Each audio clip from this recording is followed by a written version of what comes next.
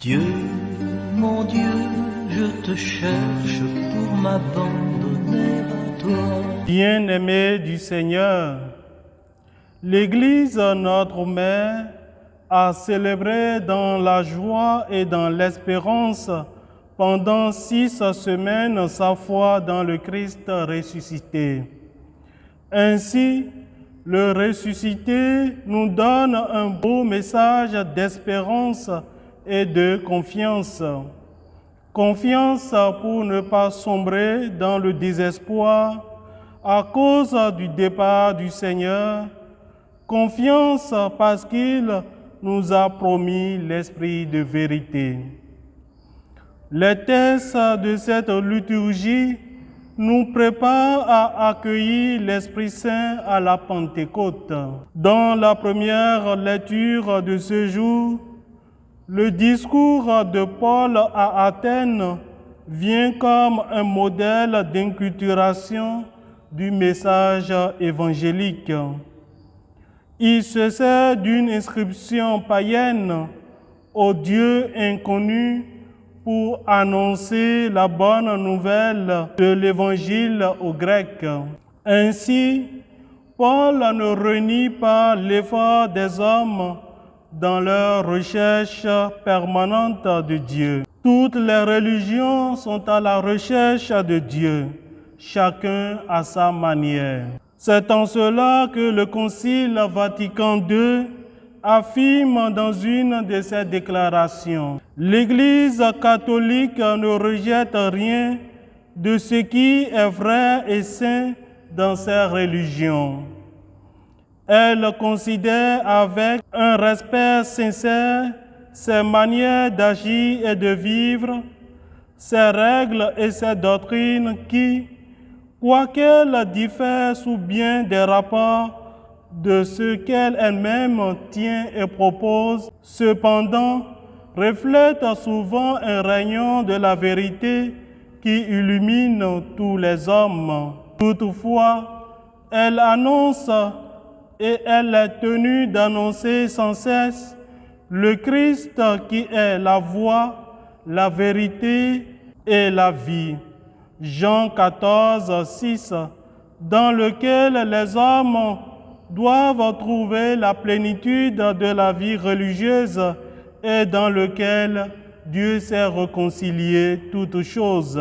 Paul s'appuie sur la croyance de ses auditeurs pour proclamer le kérygme, c'est-à-dire le contenu de la foi en Jésus-Christ, annoncé et transmise aux non-croyants par les premiers chrétiens.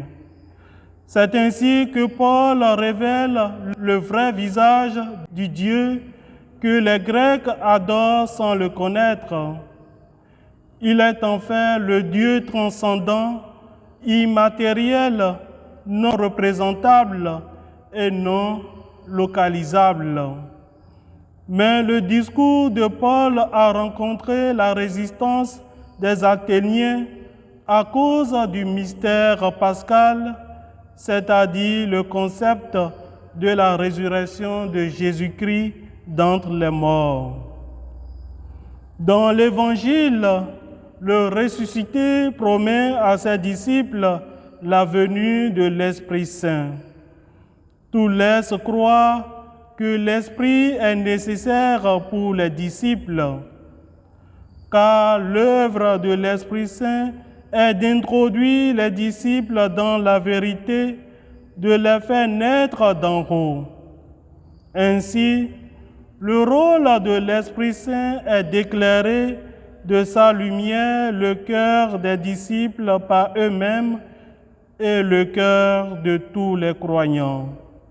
Autrement dit, il nous aidera à entrer dans l'intelligence de tout ce que le Maître nous a enseigné, de les confirmer dans la vérité de l'Évangile. Tout cela, l'Esprit Saint le fera en l'union avec le Fils et le Père, car l'on ne peut concevoir la nature de l'Esprit Saint en dehors de ce qui est donné par le Fils et le Père. car l'Esprit de vérité procède du Père et du Fils. Comme dit Jésus, « Tout ce qui appartient au Père est à moi. Voilà pourquoi je vous l'ai dit. » Il reprend ce qui vient de moi pour vous le faire connaître.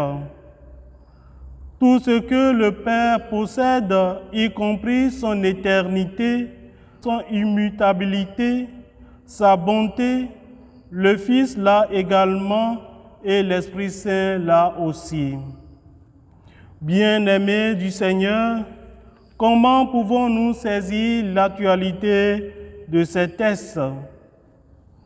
L'Esprit Saint conduit les chrétiens vers la vérité tout entière, c'est-à-dire vers Jésus qui est la vérité, le chemin et la vie. En effet, conduire signifie ouvrir le cœur de l'homme à la vérité de toutes choses, ouvrir l'homme à l'exacte dimension de lui-même, le sortir du désespoir et du manque de confiance, le mettre en harmonie avec l'Esprit de vérité qui viendra lui révéler toutes choses. Ainsi, l'Esprit de vérité lui fera comprendre le sens des gestes du Christ, c'est-à-dire sa passion, mort et résurrection. De même que Jésus n'a pas parlé de lui-même, ainsi l'Esprit ne parlera pas de lui-même, mais l'Esprit dira ce qu'il entendra. Par conséquent, nous sommes appelés à invoquer l'Esprit de vérité sans cesse au cœur de nos joies comme dans nos peines, car il sait comment faire parvenir au Père et au Fils tout ce que nos cœurs d'enfants peuvent espérer de Dieu. Les disciples du Christ doivent constamment se mettre à l'écoute de l'Esprit de vérité et vivre en communion pour témoigner de l'unité qui règne entre le Père, le Fils et le Saint-Esprit. La mission de la rédemption est donc une mission trinitaire. Ouvrons-lui nos cœurs et offrons-lui notre corps. Il fera de nous des messagers de la bonne nouvelle, surtout prenant le temps de découvrir ou de redécouvrir un peu mieux cet esprit de vérité qui reste bien souvent inconnu pour un grand nombre. À lui la gloire pour les siècles des siècles. Amen.